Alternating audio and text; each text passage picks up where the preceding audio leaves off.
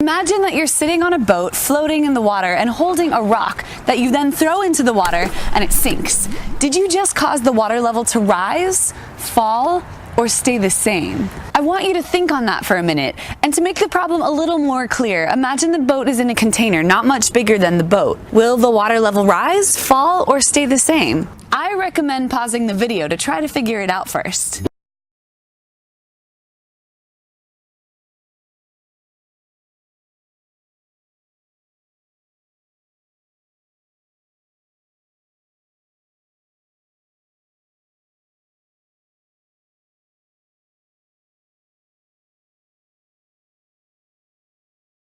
There once was a fellow named Archimedes. He was born in 287 BC in the city of Syracuse in Sicily.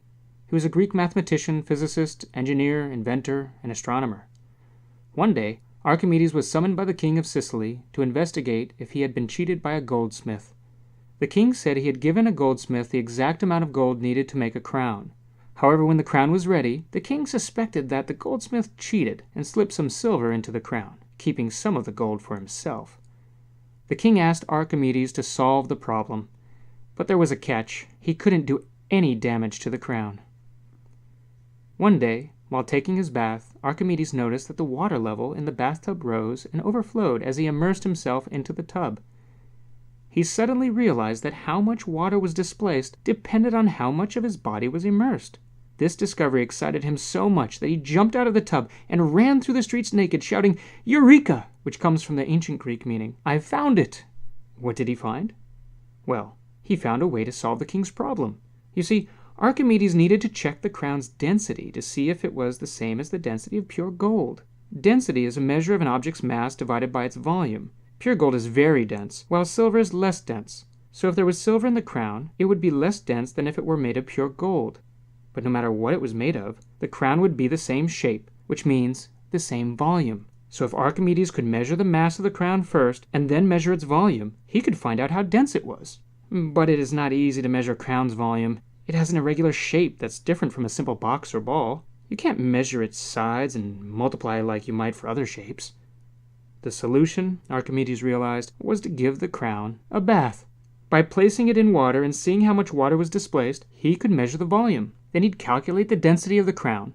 If the crown was less dense than pure gold, then the goldsmith most definitely cheated the king. When Archimedes went back to the king and did his test, the story says, he found that the goldsmith had indeed cheated the king and slipped some silver in. These days, using the way an object displaces water to measure volume is called Archimedes' principle.